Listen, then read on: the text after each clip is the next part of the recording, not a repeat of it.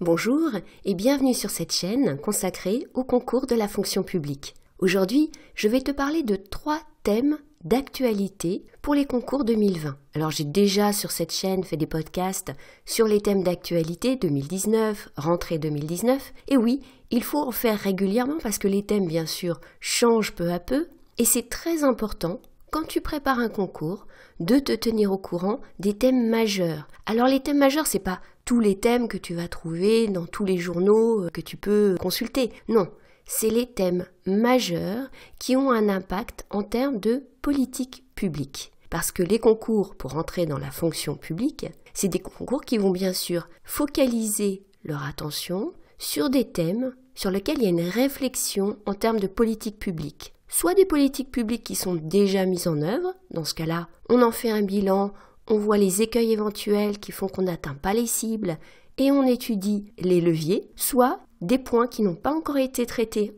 par des politiques publiques. Alors soit il y a des projets, soit il n'y en a pas, mais en tout cas, il y a des lignes qui commencent à se dessiner et c'est important de les connaître. Donc voici 3 thèmes majeurs pour les politiques publiques en 2020. Le premier thème, c'est l'environnement.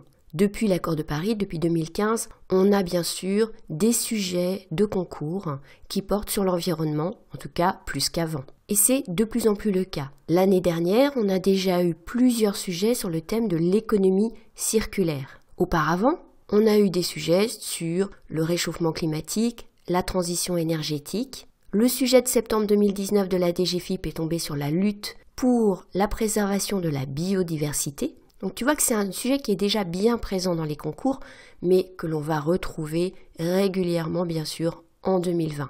En particulier certainement sur l'aspect de lutte contre le réchauffement climatique, qui est relativement peu abordé jusqu'à présent et qui pourtant fait l'objet de nombreux rapports. Sur ce thème de l'environnement, il faut à la fois que tu sois capable de citer un certain nombre de mesures prises par le gouvernement français, et puis également de mettre en perspective au niveau européen, voire mondial. Mais il faut également que tu fasses ressortir les grandes lignes. C'est quoi les axes principaux? Par exemple, au niveau des outils qu'on va utiliser, est-ce que c'est plutôt la fiscalité? Est-ce qu'on va avoir des subventions? Tu vois, plein de thèmes à couvrir sur l'environnement. Et bien sûr, avant d'aborder les politiques publiques, il faut que tu aies quelques données, quelques connaissances sur les thèmes eux-mêmes, donc la biodiversité, le dérèglement climatique, l'énergie, etc. Du point de vue des sujets qui peuvent tomber, par exemple dans des notes de synthèse ou des compositions, il me semble que le dérèglement climatique a été encore relativement peu abordé. On pourrait le retrouver certainement en 2020. Alors le deuxième thème majeur pour cette année 2020, c'est l'impact des technologies sur la société en général, sur l'économie, sur l'emploi. Qu'est-ce que je mets derrière ce terme de technologie? Eh bien, on a tout ce qui concerne l'intelligence artificielle. Et là, on a déjà eu des sujets de concours sur ce thème-là. Dans la continuité de l'intelligence artificielle, on a la robotisation du monde du travail. On a l'impact de l'utilisation des véhicules autonomes sur la mobilité. Donc, tout ce thème de l'intelligence artificielle, on l'a déjà eu un petit peu et on va le retrouver. Le deuxième sujet technologique, c'est la blockchain. Alors ça fait un peu peur, et je le sais quand je fais cours, mes étudiants, quand je dis blockchain, ça y est, ils se disent « Ah non, pas la blockchain, on va rien comprendre », ou certains bien sûr en savent beaucoup plus que moi. En fait, ce qu'on te demande dans le cadre des concours de la fonction publique, c'est pas d'être un spécialiste de la blockchain, mais c'est de comprendre le fonctionnement global, qu'est-ce qu'on met derrière ce terme de blockchain, et surtout d'en saisir les impacts dans des domaines qui sont extrêmement variés. Ça va toucher à la crypto-monnaie. Mais il n'y a pas que dans le domaine monétaire qu'on va trouver des impacts de la blockchain, loin de là. Donc il est clair que sur ce sujet-là, il faut que tu atteignes un certain degré de maîtrise et de connaissance. Ce que je te conseille, c'est pas de prendre des articles spécialisés. C'est de prendre par exemple les articles que tu trouves dans Le Monde, qui sont très bien faits. Tu vas y trouver des explications simples et surtout des exemples d'impact de la blockchain sur certains secteurs. Je pense par exemple au secteur des assurances, mais il y en a plein d'autres. En lien avec les questions technologiques, on a aussi des questions liées à l'information, au traitement de l'information, au traitement des données. Je pense en particulier aux réseaux sociaux et aux tentatives de réguler leur fonctionnement. Il y a beaucoup d'actualités là-dessus. Alors bien sûr, tu vas retrouver le thème du règlement général sur la protection des données qui a déjà abouti en 2019 à des sanctions concrètes prononcées pour non-respect du RGPD.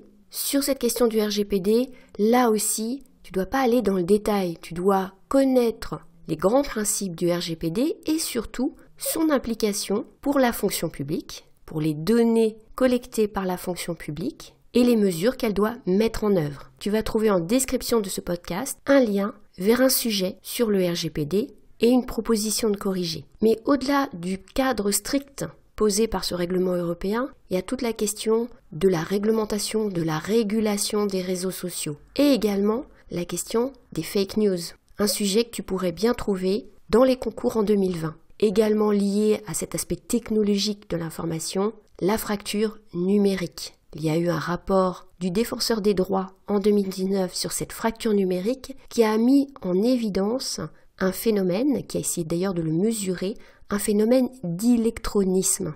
Un thème intéressant à creuser certainement pour tes révisions pour les concours 2020. Le troisième thème que je te propose, c'est le thème de l'accès aux services publics. Donc là, un thème centré sur les services publics, mais un thème totalement d'actualité. Un thème qui faisait partie des débats qui ont pu avoir lieu au printemps 2019 et qui se poursuivront en 2020. Cette question de l'accès aux services publics, il a déjà fait l'objet de rapports, il a d'ailleurs déjà fait l'objet de sujets de concours. C'était en particulier un sujet du concours d'entrée à la cycle préparatoire à l'ENA. Et tu as au niveau gouvernemental des mesures concrètes qui vont prendre effet dès 2020 avec la refonte du réseau des maisons de services au public. Là aussi, tu trouveras un sujet et un corrigé en description de ce podcast. Donc derrière ce thème de l'accès aux services publics, on a cette question de la distance entre l'usager et les services publics. Alors cette distance, elle n'est pas la même partout en France. La question de l'accès aux services publics, bien sûr, elle est plus cruciale dans des endroits comme les zones rurales. Elle va de pair avec un thème qui est là largement tombé dans les sujets 2018-2019, qui étaient les services numériques. Donc des thèmes qui portaient sur la modernisation de l'accès aux services publics. Mais on a maintenant, avec cette question de l'accès dans des zones où justement il n'y a pas forcément un réseau très évident et peut-être des personnes qui ont plus de mal à accéder aux services publics, on a certainement une piste pour des sujets sur cet accès aux services publics. Et je vais peut-être terminer par un dernier thème. D'accord, j'en ai fait 3, c'est le 4e, je triche un petit peu. Mais un thème global, alors que tu peux retrouver à la fois dans des compositions de culture générale, mais aussi peut-être dans des notes de synthèse. Alors là, je ne parle pas tellement des notes de synthèse du style cas pratique, mais plutôt les notes de synthèse qu'on peut trouver au concours des douanes, au concours de la Direction générale de la répression des fraudes, et d'autres concours où on a encore des thèmes très généraux en notes de synthèse. Ce thème, c'est la participation des citoyens à la vie publique. Dans ce thème, on retrouvera par exemple une actualité sur le référendum. Pourquoi pas une actualité sur le service national universel, une participation à la citoyenneté. Et là encore, je fais le lien avec la technologie, l'utilisation des technologies pour mettre en place de nouveaux modes de participation des citoyens à l'action publique. Alors évidemment, avec ces 3 ou 4 grands thèmes, on ne couvre pas toute l'actualité de 2019. Je n'ai pas abordé par exemple les termes économiques et monétaires, comme la montée du protectionnisme, l'impact des taux bas sur l'économie, ou des thèmes plus sectoriels, comme le tourisme. Je pense par exemple au tourisme humanitaire ou au surtourisme dans certaines villes, qui ont là aussi un écho en termes de politique publique. Et c'est vraiment dans ta préparation au concours que tu dois intégrer le fait de rester vigilant sur les thèmes d'actualité. Je te le redis à nouveau, c'est pas de devenir spécialiste de tous ces thèmes. C'est de lire rapidement des articles, voire des rapports publics, ou au moins la synthèse des rapports publics, pour garder en tête les grandes problématiques et la façon dont l'action publique peut y répondre. Et tu retrouveras sur cette chaîne des podcasts avec justement cette argumentation qui nous sert souvent de plan, non seulement dans les compositions, mais aussi dans les notes de synthèse, pour dérouler cette argumentation donc, qui va des enjeux jusqu'à la définition de leviers en termes de politique publique. Tu vois apparaître sur ton écran un lien vers un podcast qui te présente cette argumentation générale. Donc je t'encourage bien sûr à te tenir au courant de l'actualité. Pour ça, tu as des sources fiables. Ça va être globalement Le Monde, des magazines comme Alternative économique. Et je dirais que si déjà tu lis Le Monde tous les jours, alors lire Le Monde, ça ne veut pas dire lire Le Monde de A à Z. Ça veut dire repérer rapidement 2-3 articles que là, effectivement, tu vas lire de manière approfondie.